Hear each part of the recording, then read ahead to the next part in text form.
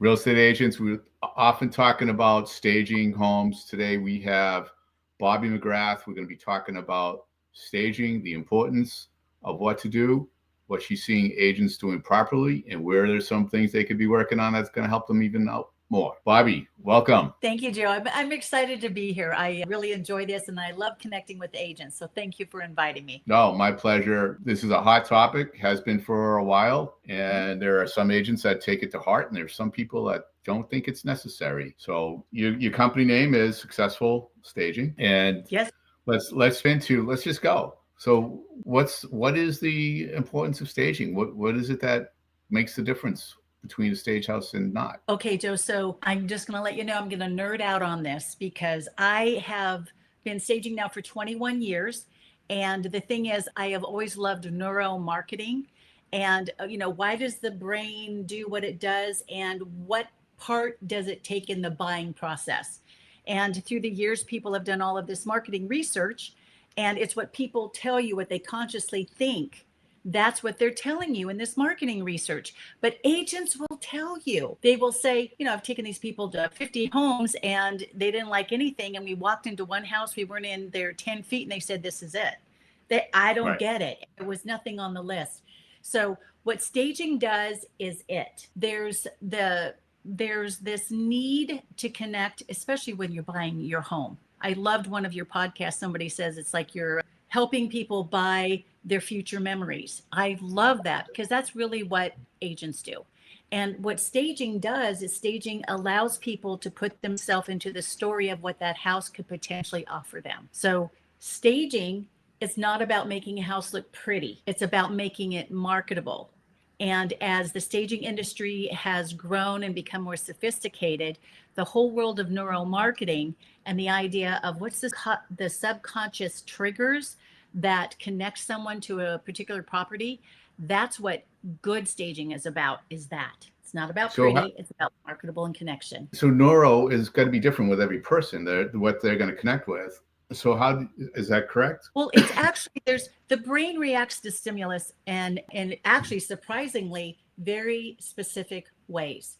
And it's just natural. Now there's some cultural things that will come and skew some different opinions, but it's the subconscious triggers that lead to the buy. And if a stager understands that and utilizes it, that is what helps give that it factor to a house. And that's why when you say agents, some agents really get into it and they're behind it 100%. Now they're saying, it's not so much. I have a theory about that. All right, well, let's hear that theory.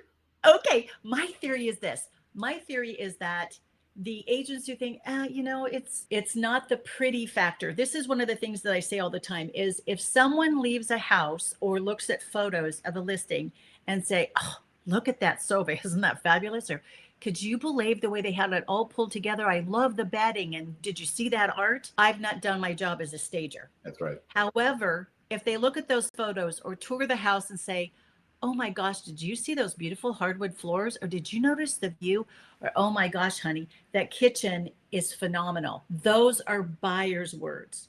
So my theory is this. If we get stuck in the world of creating perfection and fake beauty, we've not done our job. But if we have enhanced the strengths of the house, that's when we've done our job. And that is the magic that agents bring stagers in to produce. How does a real estate agent know whether or not they're working with someone that is like you, understands those impulses and what the triggers are, versus someone that's going in and making it pretty?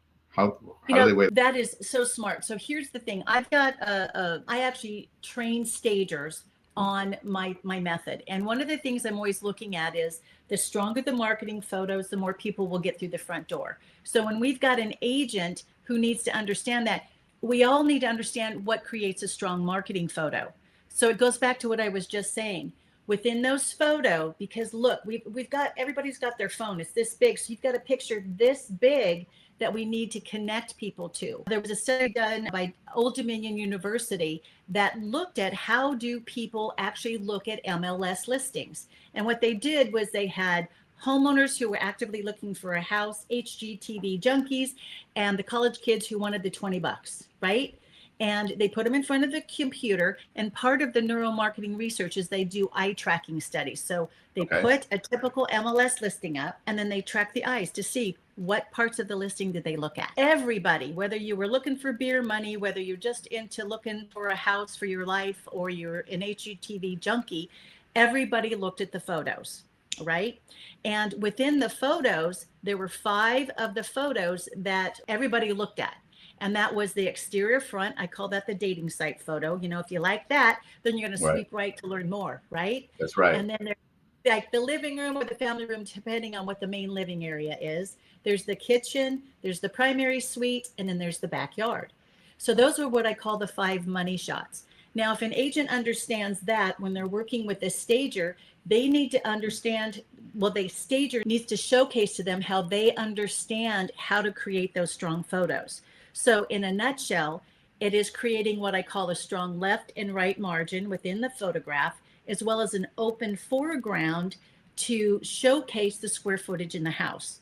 Because it's not sexy, I know, but in the end, we're selling square footage, right? They put in, you know, price, location, and then they're always looking at the square footage. So when they're looking at a certain price point, many times that kind of puts you into a certain square footage, you know, grouping. When people are sitting there, you know, and they've got their cocoa or their wine and they're going through listings, looking on their computer, as they look through, they're going to get a certain impression about what certain square footage does. And when they come along your listings, you are the agent who understands the left, right, open foreground. When you understand that and you've presented that, they're going to stop and they're going to look. This is what's fabulous. When they look and go, are you sure this one's only 1,400 square feet? And they look and they're like, actually, it's 1,285. And they can't believe it. That is great marketing, because we're showcasing the possibilities of what that square footage could present to them when their competition is just doing the mother-in-law tidy and slapping photos up. Can't you do that with a wide angle lens? Oh, okay. This drives me crazy. In fact, I have a distinct dislike for wide angle lens, because within the real estate, the National Association of Realtors agree to not misrepresent a listing, right? The use of wide angle lenses, I am just going to say, is very misguided, because this is what happens. And I've seen this. I can share a quick story with you. You take a photo of the room, a perfectly lovely, let's say 15 by 15 room, and in the picture it looks 30 by 30. When people come to actually tour the house, that's their buying time. That's the real decision brain that shows up. They come in there, and here's this room, which is lovely, 15 by 15, but it's not what their brain was telling them it was going to be. What's the feedback? It's way too small. Can't believe it. Had a client who actually, that's what happened to them. The agent was batting cleanup because the house had already been listed. I looked at the previous listing photos. My impression was it was this huge room. And when I got to the house, here was this 15 by 15 room. And it was really funny because there are techniques that I share with my sellers. And as well as all my agents know, they tell most of their clients rugs up. And there's a reason for that. And the lady said, there's no way these rugs are going to come up. When I explained to her how pulling that rug up out would not only highlight the hardwood floors, but it would allow the photographer who was coming in, taking that perfectly lovely 15 by 15 room photo, that it would show stronger. And it was fascinating because the house, I think, sold in 3 weeks after having sit on the market for 6 months. Wow. And they did not get the feedback, the house is too small or whatever. But here's the story that I got excited about. I called the National Association of Realtors.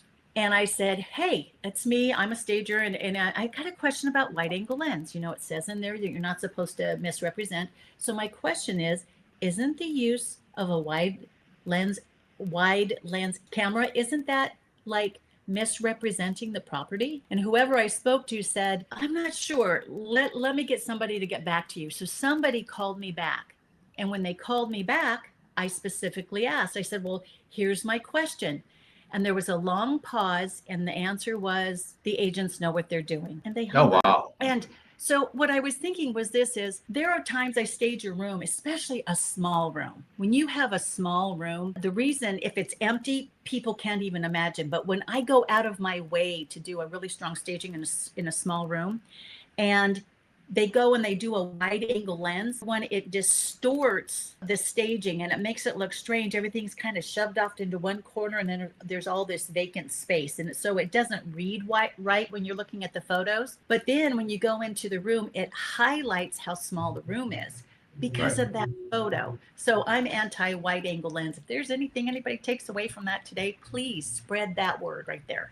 So one of the things that, you have yourself, you know what you're doing. You have an agent that realizes what you're doing is the right way. Yeah. They bring in a photographer who's controlling how they take the pictures. That's a great question. And really, it's a team mentality. I look at it this way. People don't hire me to come in and stage. No, people bring me in to be a part of their team so that we can create the strongest possible marketing advantage for the clients. So as a result, the agents I work with all the time, I work very closely with the photographers, and I ask photographers questions all the time. I'm like, why do you do this? Why do you that? Hey, if I'm not here, how do you shoot this room? It's on my back to understand how any photographer would walk into a room and take a picture. What's the natural real estate photographer's perspective when they take the photos? Okay. So it's my job to understand that and utilize it within the staging process while still highlighting the strengths of the house. Now, having said that, the agents that I work with all the time, the photographers and I will often sit down and we'll just talk about it, or I'll be there during a shoot and I'll say, when I was staging this room, this was the strong shot I was looking at, and they'll take it. And I learn all the time from the photographers. So if an agent is in a situation where their stager and photographer don't meet, you're missing a wonderful, wonderful collaboration that will help you as an agent build your business. I had an agent a few years back, and we were staging a house, and another agent from her office called, and she said, hey, I've got clients here who are here this weekend, and I know, your house is in the neighborhood, it's the size, it's everything we need.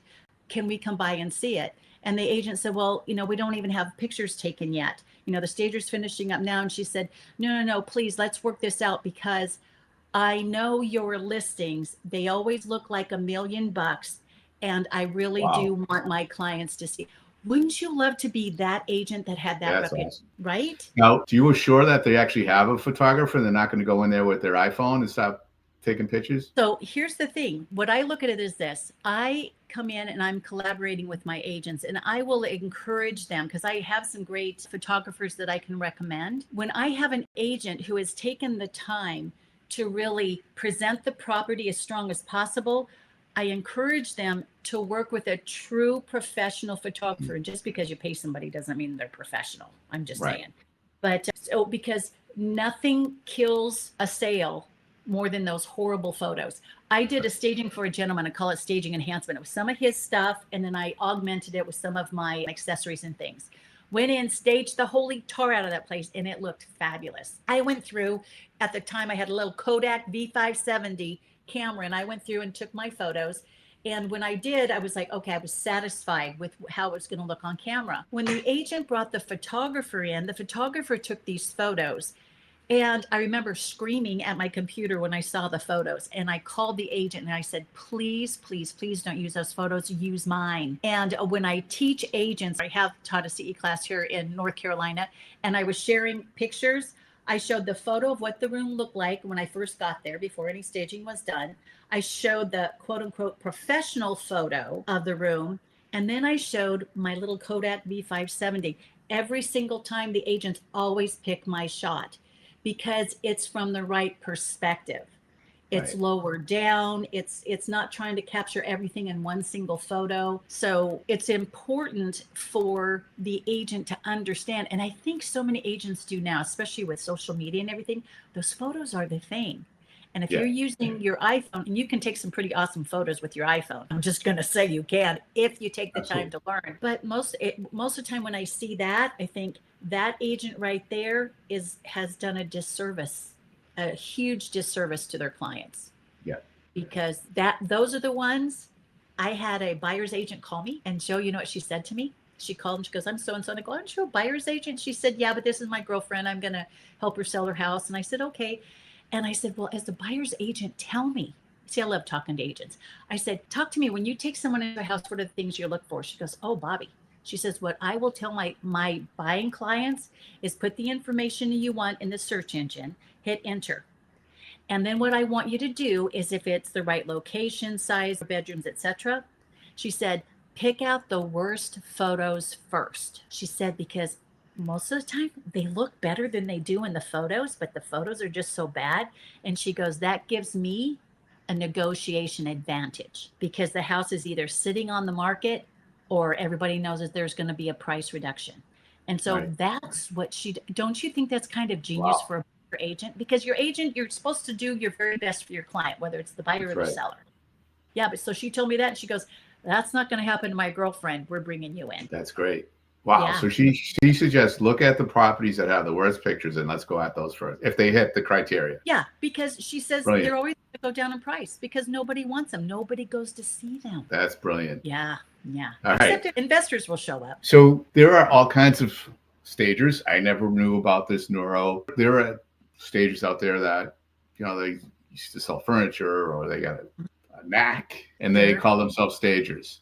Yeah. What separates, aside from the neuro, look at this, what separates you from the others? A professional from the others. So within the world of staging, there's really two different areas. And by the way, the Neuro-Staging, that's mine. I'm actually getting it trademarked and everything. It's the way I've been training stagers for years. Yeah, I'm going through the trademark. I'm close to getting that all done. But so that's unique to me and the students that I have trained. But generally within the staging world, you have two camps. Okay. You have the vacant stagers. I call those the glamour girls. And those are the ones where everything comes out of the house and the stager brings in everything, the furniture, the accessories, everything. That's vacant staging. And most of the time when people talk about staging, that's what they think.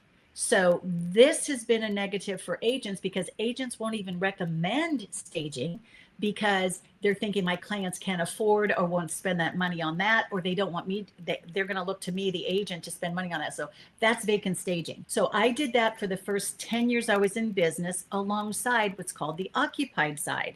The occupied side of staging is when you are working with people who are actually going to be living in the house when it enters the market, and you always start the process by using what they already have in their house. Okay. And there are different business models. And I call that, this is my glamour girls, this is my real life home staging. And it's that portion right there, that if agents would embrace that portion of the staging industry, that would build their business. Because it doesn't matter. I've staged $85,000 mobile homes, and I have staged a $27 million, 27,000 square feet home. Wow. And through the whole process, it's the same process, same idea. It's about presenting the home as strong as possible. So you've got your vacants and you've got your occupied. Well, is there still a science behind the vacant?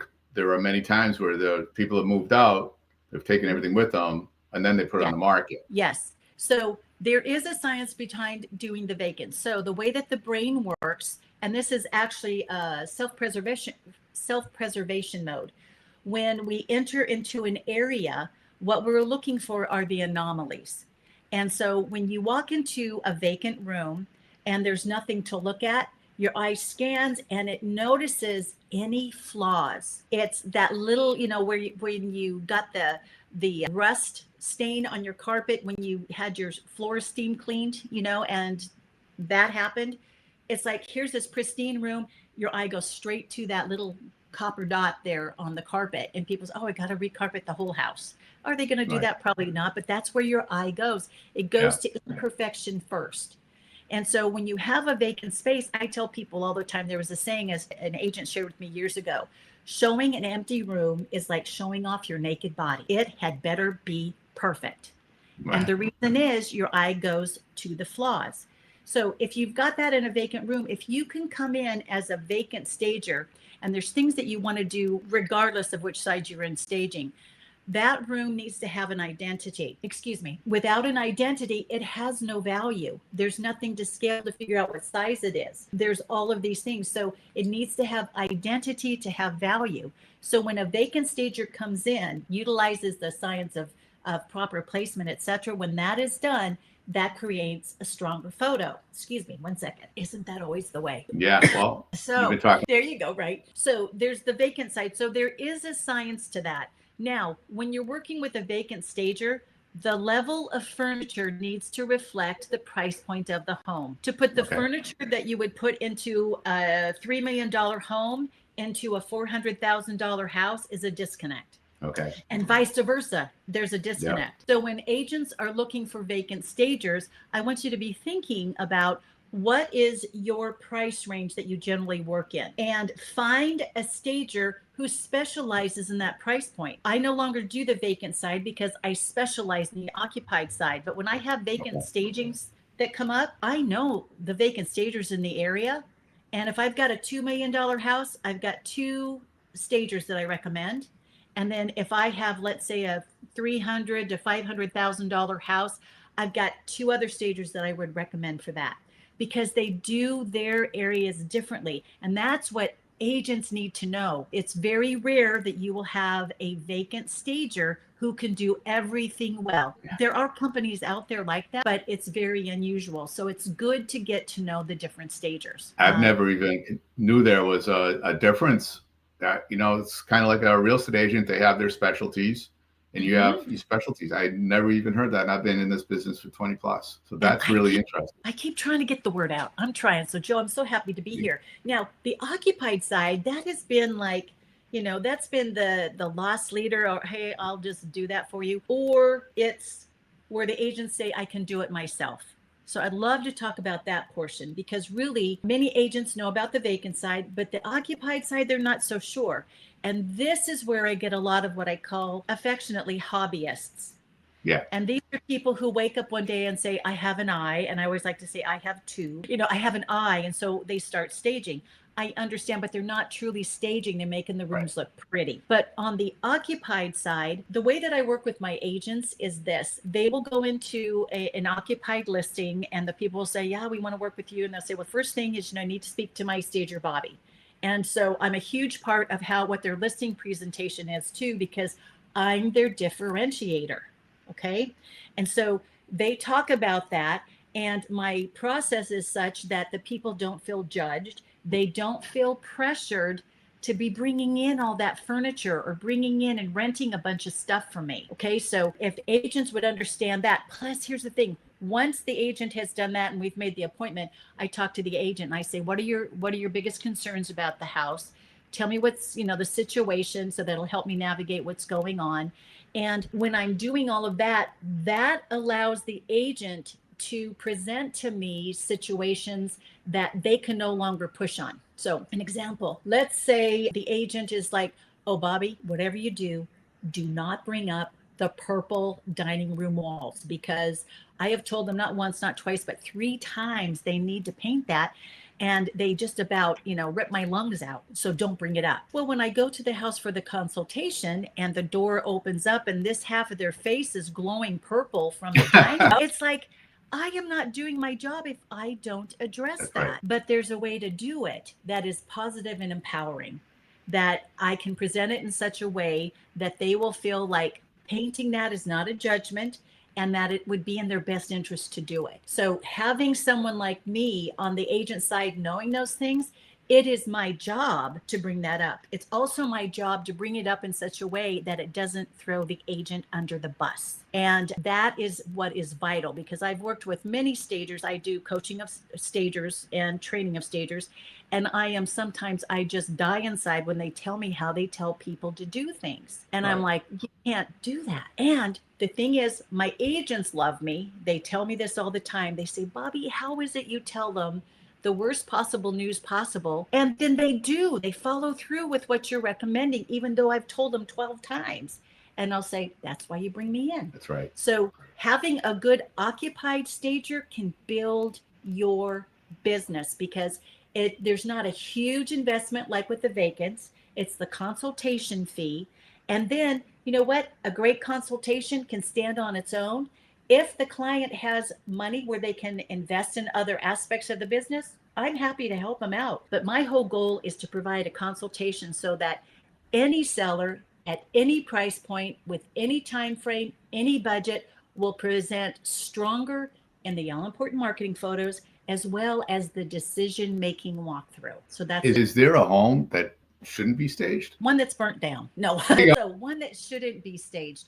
I know there's been times where I've gone into homes and they are gorgeous. And it's not that they're not staged, it's that many times not staged. That's a great question. And honestly, no. You said trailers, so Yeah, I mean, that's just it. manufactured, I should say. Yeah, I had a great agent. I'm going to share this story with you. Okay, there was an agent who brought me in on this little house, and it was about 800 square feet, and it was 2 bedrooms, single bath. Then it had the separate kitchen that also had the stacked washer and dryer in the kitchen, and then there was this teeny tiny living room, 800 square feet, and there was a young woman there. It was her and her little girl, and she was just hoping and praying she could get 80,000 out of this house. Now this has probably been, I would say this was probably like 11 years ago, but it sticks with me because of the story. So anyway, 80,000 11 years ago. Okay. Yeah. I went into the house. The only furniture she had to work with was outdoor furniture that she was using in her living room. She then had her bed and a couple pieces of furniture in her bedroom. Her little girl had a bed and a couple things. And then there was this teeny tiny kitchen with the washer and dryer in there. And so I went in there, and after I was talking to the agent said she really doesn't have anything to invest into this. And I said, well, what's the price point she's hoping for? And she said, well, she's hoping for 80,000. And I said, I always defer to my agents on pricing.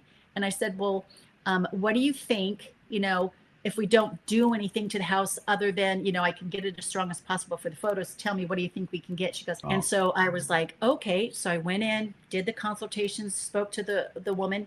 The promise I always make to every client is I'm always going to say to you, in my perfect world, this is what I'd like to see. If there's anything you can't do, won't do, not sure you're going to do, let me know. I'm going to give you another option. So I went in and I made a couple recommendations. And so anyway, in the end, she was able to do a couple things. We used beadboard up on the ceiling, and then as backsplash in the kitchen. And I used furniture different in the house, but still was the outdoor furniture. Anyway, in the end, that little house went on the market, and I almost cry when I think about it. Guess how much that little 800 square foot house sold for? Did she get her 80? She got $120,000 for that house. Holy cow. Wow. And that changed her life. Wow. And that agent, because it was an $80,000 house based on a bunch of different things. But what we did was we looked at it, and instead of me trying to make to look like the latest, greatest of what was being built and all of this stuff, which was wrong to do, instead I looked at it, I embraced the 800 square foot idea of the house. I then looked at it and realized, I can make this feel cottage-like with the addition of inexpensive beadboard. Nice. And when those elements were put into place, the little kitchen that didn't have a backsplash, she couldn't afford to tile it or anything like that had kind of beat up walls into the kitchen because her little girl rode her bike and stuff in there. We put the beadboard up, it was painted white, and the ceiling, we did the same thing to $120,000. That's awesome. That's powerful. And I can't promise that on everything, of course not. But I cannot tell you how many times I have seen lives change as a result of that additional money we're able to pull out of the house by the mere investment of a consultation, as well as maybe a follow-up, what's called a photo prep. That's just where I come back right before the photo and make any last minute changes. That combination alone it's not a huge investment, especially not when you compare it to the vacant. And it's amazing. It's mind-blowing to see the difference it makes when it enters the market. So when I have agents who say, I don't believe in staging, or I can do it myself, I'd always tell them, I'm so glad you believe in staging. You know what? When you get so busy because you're doing so well that you can't stage your own or yourself, please consider having me come in, because I'd love to work with someone who appreciates staging. So staging makes a difference. It just makes such a huge difference. And it's, again, not about pretty. It's about understanding the story of the people who are living behind that front door. Would you say that the people, the agents, or the agents that are doing a disservice? Well, unfortunately, now there's been probably, couples who really get it. I actually have a couple stagers who are now agents. But generally what happens is the agent goes in and they do what I call the mother-in-law tidy. Clean, declutter, and paint everything agreeable gray. And I know right now, the color's changing. I'm not sure which color. It depends on where you are in the world. I know. But cleaning and decluttering and painting, none of that is staging. That's called preparation. And I will go into a house where the agent has said, get rid of all your clutter. Before I come in as a stager to do my occupied consultation, I go in and it looks like the house has been robbed. Everything away. And it just feels like the house is abandoned. And I tell agents all the time, look, let them keep all their stuff. You might see it as junk. I see it as a shopping center. And I'm able to save them money by picking and pulling, because the occupied side, this is something too. An agent who's working with an occupied stager, if that occupied stager is always saying, oh, you need to rent stuff from me, or you need to let me buy stuff through me. No, that's not the stager for you. I'm sorry. Oh God, I might turn stagers against me on that, but I'm just going to say it, because we have a different skill set. And a good occupied stager is going to be able to look at things and be creative in the use of what those clients already have. It's a closer relationship than with the vacant. Nice. So what would you say some agents could improve on when it comes to consulting and guiding their sellers? Stop looking at, well, first of all, what I would say is recommend staging on every single listing, because one of the biggest barriers that I see between home sellers and staging is they see it as a judgment, as if my house isn't good enough, so you need to bring in a stager. No. Make it part of your comprehensive marketing plan. Smart. You as an agent, you've got all this competition. Everybody's an agent. How can you separate yourself and be special in the market? Because listen, if everybody talks the same, does everything the same way, charges the same, why should they pick you? Right. So be that expert who understands the importance of visual marketing. Become known as that visual marketing expert, like that agent I was telling you about, where another agent said, I know what your listings look like. You want to be that person. Not only does it get more agents through your house, because agents don't want to go take people to 200 houses. They'd love to be able to take them to 3, have you in the mix, and people pick yours, right? Right. But the whole idea is, if they would speak to it from the perspective of the marketing perspective and not the design perspective. Talk about themselves as an agent. I'm here to market and negotiate the best deal possible on your home. Part of my comprehensive marketing plan is to have my stager come in. She always works on your time frame and budget, and she's going to help you come up with creative, value-added ways to create those strong marketing photos, as well as to really pull them in when they actually come through and view the home. So if the agents will look at it as that and utilize staging some befores and afters in their listing presentations, there's actually endorphins that are released into the brain when the mind goes to that before after. There's this satisfaction that is released. That is a huge trigger in the brain, and people want that. So when you share those before and afters and the stories behind them, that's what connects people to you as an agent. Stories sell. Stories sell the house, and stories sell by sellers on you as the agent. So if an agent wants to sell the house and get more homes, staging should be part of their plan. Absolutely. A great consultation, not one of these where they walk through and say the same thing to everybody, where it's just a cookie cutter. I call it a Google consultation. Okay. If the stager comes in and says anything, because everybody can sit down and Google, and say, somebody can say, and Google, tell me how to stage my house. And that's all the stager says to you. That's not a good consultation. Don't waste your money on that. But if you can have somebody who comes in and looks at their particular house, and create this improvement and meeting all those things, that's what will help the agent build their business. Your approach is so unique and so refreshing. How did you get to this point with all the neuro-staging ideas and the way it's perceived? How did this come about? Okay, so back in the day, I lived down in Florida. It's the first time I'd ever heard of staging, and they didn't even call it staging. They sent a stager to my house, and she walked through, and when she left, I cried. she was mean. The way that she said things, and I mean, she just made me, and I was like thinking, I've got two little boys. My husband's already gone on to the next city with the transfer. I'm here all by myself. I've got 3 acres of property to keep up, plus get this house ready for, and she was mean. She was horrible. And I thought, I would never do it that way. And so my background, I have a varied background, and I was just pulling together the different things. I was a settlement negotiation for an insurance company. I used to do auctioneering for women's clothing. I actually did home sales when my first son was a baby. So I did all of those things. And I just got to thinking that seed was planted once I understood what they were doing. And I thought, well, I just love reading about neuromarketing. I find it fascinating about how the brain works. So I came and worked some part-time mommy jobs while my boys were in school. And then I was hired as the marketing director for this mortgage company. And as I was going through there, I was meeting with agents, helping them create their brand. Okay. Okay. And so all of this was happening. And I was like, and then I just decided I want to do this. I can do this. So I just quit my job and started a business. And I kept thinking, what's working? What's working? What's working? And then I started falling back into all that neuromarketing information I had. Right. I was looking at how staging was being presented and taught, and I thought there's a disconnect. So what I did was I started doing the research, and I started applying, and I started seeing these incredible results.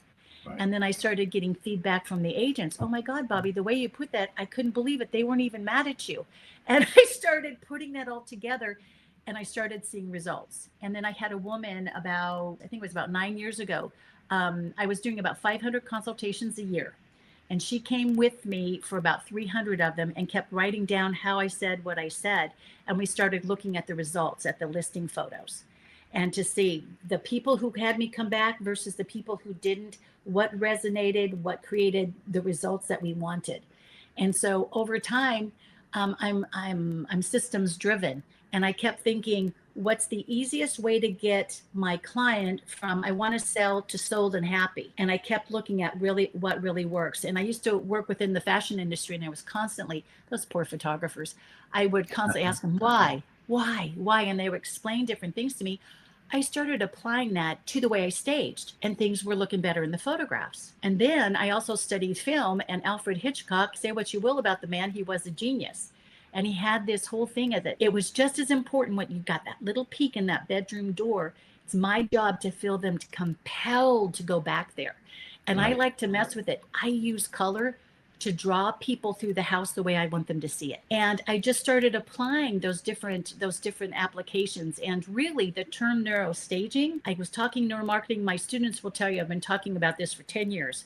And then it was, I think, a year and a half ago, the word neuro-staging came out of my mouth, and I went, oh my God, that's what it is. So that's why I'm getting it trademarked. It's all of that right. I've worked on for all those years. It just now has a name. I love your trajectory. It's not unlike a real estate agent who gets into it because they want to, right? There's a passion.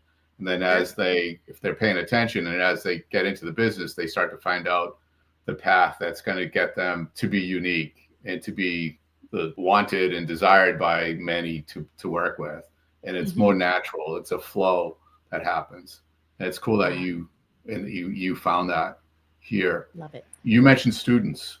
Tell me about that. Okay. So again, I'm trying to remember 2019. So I guess it was 2017 is when I had gone to the Real Estate Staging Association's conference, and I had just closed down my vacant division. I guess it was actually 2015, my vacant division. And when I went, everybody sits around during the breaks around those 10 tops, and they talk to each other, my name's this, my company's this, and we have enough furniture for this many rooms, these many houses. And when it came to me, Bobby McGrath, Successful Staging, Raleigh, North Carolina, and I just closed down here. And they're like, what? And I said, I just closed down my vacant division to focus in on my occupied side. And I thought they would go, you're not a real stager, and kind of ignore me.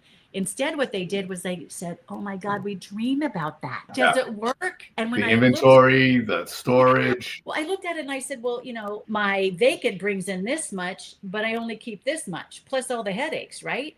So I had decided I got plenty of great vacant stagers who can do that. So I decided to do that. And so a seed was planted again. And I thought, and so I spent the next 2 years putting together, really watching to see what is it that I do? How do I do it? When do I do it? How do I say it? That's the big I'm known for my words.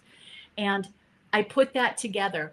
And I had it out for about a year. And then the Real Estate Staging Association was having their conference, and they had a contest for the most innovative product or service of the year. And I thought, well, I'm going to enter just to see what happens, because I want to see what it's like, what I need to do. And then next year I'll really enter. Right. That's phenomenal. I won. And here's the deal. That was 2019. Guess what? My Occupied Consultation Specialist program won here in 2025. Nice. Because it's still unique. It's like the real estate world is starting to open up to it. Yeah. And the agents that I have partnered with through the years who truly embrace it, I don't care what market they're in, they have always done well. In fact, when we had the 2008 and 2009 like blow up in real estate, one of my agents who I still work with to today, you've got 35 offers on a house or whatever in a day, right? She still was going through the process, having me come in to do these consultations. And she said, Bobby, I could really fill a plastic bag full of dog poo, put it on the front porch of the house, and it's going to sell for above ask. And I said, well, yeah, thinking where you going with this. And she goes, but when I take that extra step to have you come in, she says, then the frenzy is incredible. And she said, and she says, I know that every single picture that goes out into the world is my calling card.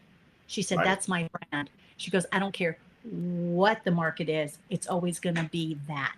That's important. That is so important. And that's why she's still in business. That's why she has the heavy book of clients that she has. That is why her repeat referral business is amazing. And she has been such an advocate of staging through the years. And it doesn't matter if it's a teeny tiny house or a huge mansion, she always goes through the same process. She shows respect to all of her clients, irregardless of what the sales price is on their house. Because I know some agents only bring me in on luxury. I'm happy to do that for them. But again, that $85,000 or that $80,000 little that went through. That's where the is even more important, right? That percentage for that person selling that $80,000 house is way more important than the $2 million house.